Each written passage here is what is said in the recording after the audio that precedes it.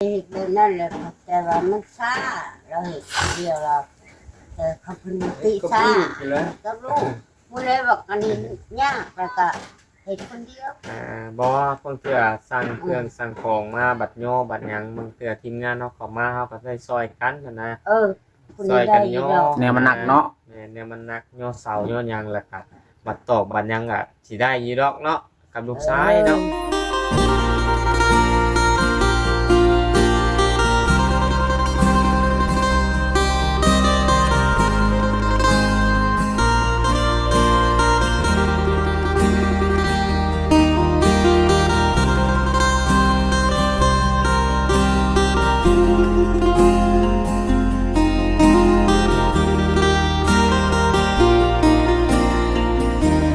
สบายดีสวัสดีพ่อแม่พี่น้องป้องปายเบิดสุขุสุขคน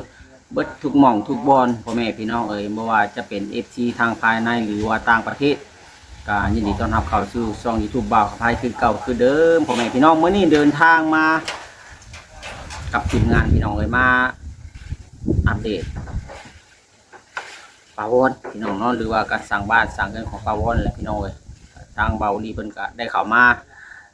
ก่อนแล้วก็กลับไปแล้วตอนนี้ก็ทั้งบ่าวกับไผเข้ามากับประมาณอยู่บ่ายโมงกว่าพี่น้องเข้ามากับพ่อน้องแพทย์บ่าวจอยแน่พี่น้องเนาะโอเคพี่น้องมาฮอดจอดถึงเรียบร้อยก็บ่ต้องว่าหลายอย่าห่างพี่น้องทางบ่าวไผก็สิไปหาทางปาวอนแล้วก็ไปเบิ่งนำทีมงานว่าคือขางเฮือนเพิ่นนี่มันยังดีบ่หรือว่าจังได๋ กับลูก ว่า ชายเนาะคิดว่านะ ทางพ่อลุงนี่ก็เฮ็ดพอได้อยู่ดี ได้มันเจอร้านก็มาซอยดอก พ่อลุงเฮ็ดเองได้บ่ ได้ เป็นอยู่เนาะ อันแนวมันน่ะก็ห้องชุมพวกลูกของป้าแต๋วแล้วมาซอยเราอยู่ใกล้อยู่เราอยู่เฮือนอยู่คู่มือเนาะ เป็นอยู่ ก็มันรอนะ ซอยบ่ยากตัวนี้ ส่วนว่าเฮ็ด แล้วเป็นบ้า สมมุติว่าเฮ็ดใหม่นี่บ่ฮู้ว่าสิเฮ็ดแบบใดเนาะก็สิเฮ็ดแบบเก่าบ่หรือว่าอันนี้ก็เดี๋ยวสิถามทางเอื้อยจูดี้เพิ่นอีกเทื่อนึงเนาะว่าสิเฮ็ดเป็นโมเดิร์นบ่หรือว่าเป็นแนวใดหันนะแต่ว่าเพิ่นเห็นเสาเห็นหยังมันปวกกินมันพักมันอันหยังเพิ่นก็เลยอยากเปลี่ยนใหม่ให้เลยหันนะก็เลยอยากให้เสาหันหยังไว้แล้วก็อยากให้สูงแน่หันนะพ่อลุง เราเอาสูงน้อยนึงสูงกว่าเก่า เพราะว่าทางพื้นนี่เพิ่นว่าสมมุติว่าเฮ็ดแล้วนี่เพิ่นอยากเทปูนเทหยังให้เขาไปนั่งอยู่ตรงตารางแบบเอาเตียงเอาหยังเข้าไปเฮานั่งเฮาอยู่ได้ว่าง่ายซะแบบอยู่สบายอ่ะนะ ยามมันฮ้อนเดือน4เดือน5จังซี่ แม่นยาม เอาเข้าไปนั่งอยู่ในกรงตารางได้ ไปนั่งเล่นนั่งเย็นหั่นนะก็ได้ประโยชน์อีกส่วนหนึงเนาะเอาอยู่ข้างล่างก็ เฮานี่เป็นคุณวิจารณ์นอกตารางกันนะ อยู่ใส่กระนอน โอ้ อยู่ทึ่งเนาะฮอดมือสิขาด โดยส่วนสังกะสีกรอบกะสีเก่านี่แล้วก็เอาไปเฮ็ด คอกได้แล้ว มุงน้ำบ่อลุงมาดานเพิ่นว่า แม่ มุงสากก๊อกเจ้านะเฮ็ดคือของปลาออดนี่แล้วก็เฮ็ดมุงอีหยังแล้วแล้วเพิ่นก็สิเทปูนให้แบบคือของปลาออด เฮ็ดครัวเฮ็ดเคลียร์ก็ได้คือกันเนาะ ตัวใด มั มัน น ตัว ดี ใดมันดี ว่าซั่น มันยังดีอยู่นี่ เนาะตามที่เลยเพิ่นว่าพอลุงเฮ็ดก็น่าสิไวอยู่ดอกเพราะว่าสมมุติว่าเฮ็ดกับลูกชายนี่ก็น่าสิไวอยู่เพราะว่าเฮือนปลาออดก็มีพอลุงพวกป้าแต๋วเพิ่นไปเฮ็ดกับอันลูกชายเพิ่นก็ยังไวเนาะไวอยู่ได้2คนก็ได้ คันเฮ็ดใหม่นี่สิเฮ็ดใหญ่สำเก่าบ่บ่เฮ็ดด้วยกลัวเก่า น้อยหรือเก่า สี่ประมาณกับประมาณนี่แหละบางทีก็ได้ 2 ห้อง เก้าเสาบ่ ประมาณคิดว่าประมาณ9 เสา2 ห้องเนาะพ่อลุงเนาะ เด้อ ประมาณนะเพราะว่าเพิ่นก็อยู่กันหลายคนเติบได้นี่เนาะปาวอนแล้วก็ไอ้นายแล้วก็หลานเนาะ เด้อ 3 คน4 คน สิขึ้นตั้งไง 4 คนทั้งหลานเด้เพื่อนหลานใหญ่อีกเด้ ก็ร้านตั้งไงอีก สำนีครั ตั บ วนี้นี่เฮือนเก่านี่ท้องเฮือนเก่านี่ จักเม็ดนี่พ่อลุง ข่าวมันนี่บ่แม่นเกือบ7เมตรพุ่นได้นี่6เมตร50พุ่นได้นี่เนาะกาวานี่ จักแม่นี่ โอ้ ห้อง3 เมตร บ่ฮอดนี่บ่ฮอดห้อง3 เมตรนี่ ห้องฮอด พวกคุณ ฮอดบ่ เจ็บ น่าสิ6เมตร 6 เมตรอยู่ในรถ คำว่า ทางด้าน ห้องห นี่ นึ่ง ก็ 3 เมตรนี่ข่าวมันจะต้องตกอยู่7 เมตรเพิ่นนี่ แม่6 เมตรได้ 6คูณ6บ่จักเฮาคิดว่า อืม มานี่ 6 คูณ 7กันทางนั้นน่าจะ7 บ่เท่านั้นบ่ฮอด7 3คือกัน แม่น6คูณ6 6คูณ6 บริแทกเลยต่อ ข่าวนี่4เมตร7 ข่าว 7 เมตรข่าวนี่ ข่าว เพราะว่ามันคอร์ดมันออกเบื้องละ50 แม่น แต่ว่าข่าวนี้บ่ฮอด50นี่ ตามเฮาเบิ่งนะเฮาว่าบ่พลาดแหละ ไม่ ตาม ไม่ สาย ที่ ตา นี่ไม่4 เมตรนี่ โอ้4เมตรนี่ตรงนี้ แม่นได้ต่อ นี่เนี่ย4 5โอ้ยต่อไปเมตรหนึง6เมตร6คูณ6เนาะ เอาโอเคพี่น้องเดี๋ยวสิมอบเงินไว้ให้พอลุงเพิ่นได้เนาะพี่น้องเอ้ยบ่รายได้ห้าง เชื่อสิจันทร์ ขอก่อน มอบเงินให้พ่อลุงเอาไว้ซื้อเสา แม่น เป็นแนบแท้ จะเอาเสาเหลี่ยมบ่เอาเสากลมเอาเสาเรียบได้เนาะจะงามเนาะ มันครบ หรือว่าจังได๋พ่อลุง ขึ้นมา เจ้ากรมก็ได้เนาะพอลุงเนาะ ใส่ คิดว่านะ เรียนยากเลยใส่เรียนเพิ่นจ้างเขา เสากรมกะ หาเอาตัวมันเป็นแกนเลยเนาะ แม่นเสากรมเฮาก็ทา เอา สีทาหยัง เอาใหญ่แน่ มันก็งามคือกันนะเสาคม เอาใหญ่แน่เอามันแบบไม่ทนน้ำทนฝนแน่แบบไม่จิกไม่แดงจังซี่นะ แม่นมันก็ทนนะเดี๋ยวค่อยสิไปนั่งเฮียงพอลุงกันเด้อบ่จ้อย โดย ทางนี้ บ่ค่อยสินั่งส่วนพุ่นมอบเงินให้พอลุงไป แต่พ่อลุงย้ำเข้ามาอีก ไปเลยเด้อ แต่มันบ่เห็นนิดก็ได้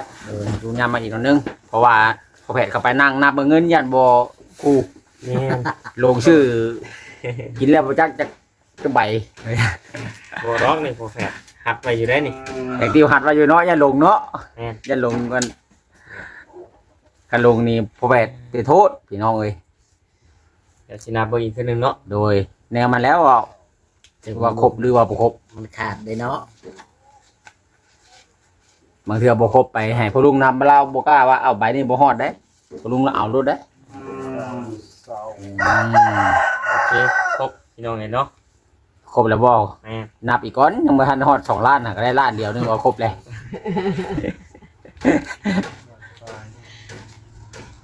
เสาหนึงคันว่าเสา5เมตรนี่ต้นหนึงแพงบ่พ่อลุงอยู่พี่น่ะ โอเคพี่น้องเป็นเงินจำนวน2ล้านพี่น้องเห็นเนาะ2แหนบละล้าน ถู อ่ะพอลุง เงิน2ล้าน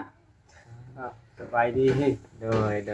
เนาะพี่น้องเอ้ย ขอบใจคุณยายใจดีไม่ขอบใจปู่ ขอบใจเด้อใจดีให้ โดยเพิ่นเบิ่งอยู่นั่นน่ะเนาะ ให้มันให้ยืนเด้อครับ ถูกพี่น้องเอ้ย พอลงแล้วยังตื่นเต้น แม่น ให้พอลุงมัน ฮอดหรือบ่2ล้านน่ะพ่อลุง ฮอดเลย ชื่อเสาชื่อหยังให้เด้อพอลุงเด้อ เสาหนึง300,000ปลายแล้วอะเนาะ 300,000ก็ได้ เสานี่สิหาอยู่ทางใดพอลุง มาแถวนี่แหละ ขอบคุณ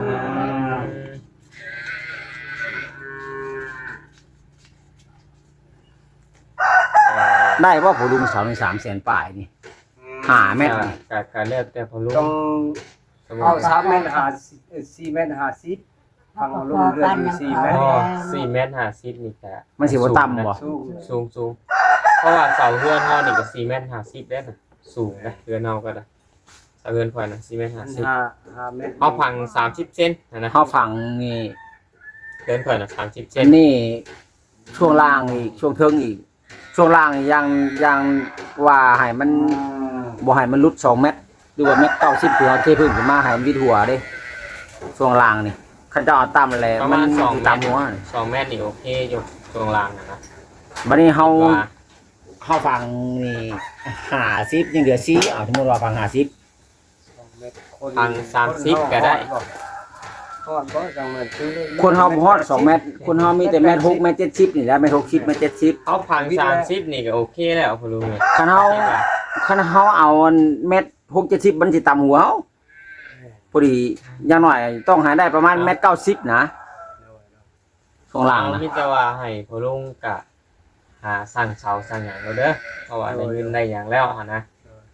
สั่งเสาแล้วก็เป็นไม้เป็นตอกนี่ตัวใดมันซ่อมตัวใดมันใส่ได้เฮาก็เก็บไปใส่ต่อตัวนี้หั่นนะเนาะถ้าว่ามันนั่นเฮาก็สั่งมาเพิ่มเนาะอ่า ทางวอนี่สิได้มากกว่านั้นนี่เนาะ ก็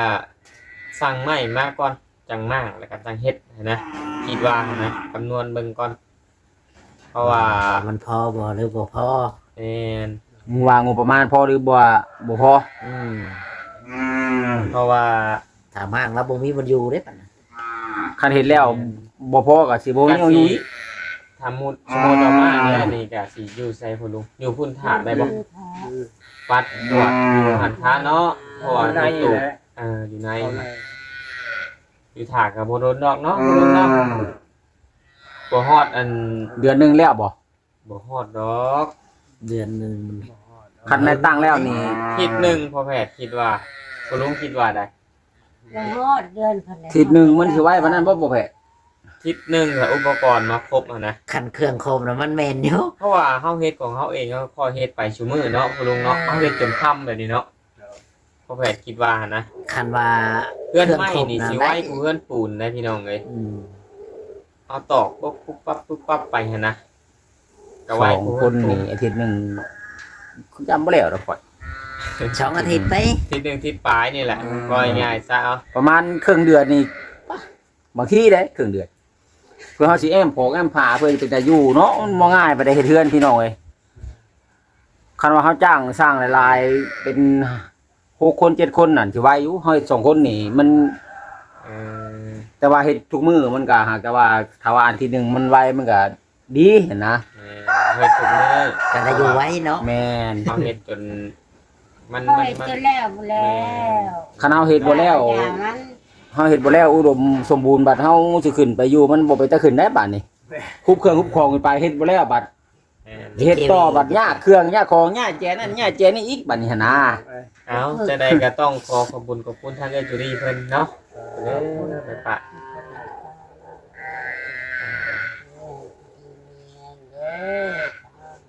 เลยเอาเลยอะไรก็ต้องขอบคุณท่านเดือจุดีเพิ่นเนาะที่ให้พอน้องแปะเป็นสะพานบุญในครั้งนี้ก็ได้เนาะ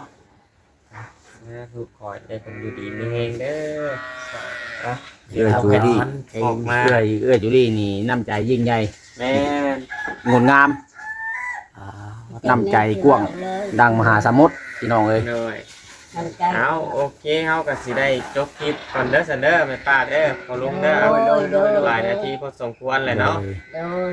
เอาโอเคพี่น้องก่อนอื่นขอกล่าวคำว่าสบายดีและสวัสดีเด้อจบเลยจบบริจบบ่ จบมาแล้ว อ่ะนี่แหละพี่น้องเอ้ยทางลุมก็ดี เป็นเสาเป็นคือคางบ่ทางบ้านปาวอนก็ดีพี่น้องเอ้ยเนาะก็ตำเลยเข่ายากตำหัวอะไรพี่น้องเอ้ยถ้าเป็นไปได้เพิ่นว่าคันเฮ็ดใหม่ก็อยากเฮ็ดในชูงแน่ว่าซั่นพี่น้องเอ้ยก็เข้าตารางก็ให้วิทย์หัวอะไรพี่น้องเอ้ยโอเคพี่น้องเนาะคลิปนี้ก็หลายนาทีพอสมควรจังไดก็ฝากพ่อแม่พี่น้องกดแชร์กดไลค์กดติดตามให้กำลังใจทั้งบ่าวกับไผในเด้อพ่อแม่พี่น้องเอ้ยผิดพลาดประการใดขอโทษขออภัยนำพ่อแม่พี่น้อง FC เบิร์ดสุกูชูคนอะไรพี่น้องเนาะที่เข้ามาเบิ่งมาชมพี่น้องเอ้ยสำหรับคลิปนี้ขอให้พ่อแม่พี่น้อง FC เบิร์ดสุกูชูคนที่เข้ามาเบิ่งมาชมคลิปบ่าวกับไผจงอยู่ดีมีแฮงร่ำรวยตลอดปีตลอดไปสุขกายสบายใจพี่น้องเอ้ยจังไดก็ขอตัวกลับก่อนพี่น้องเนาะไว้พบกันใหม่ใน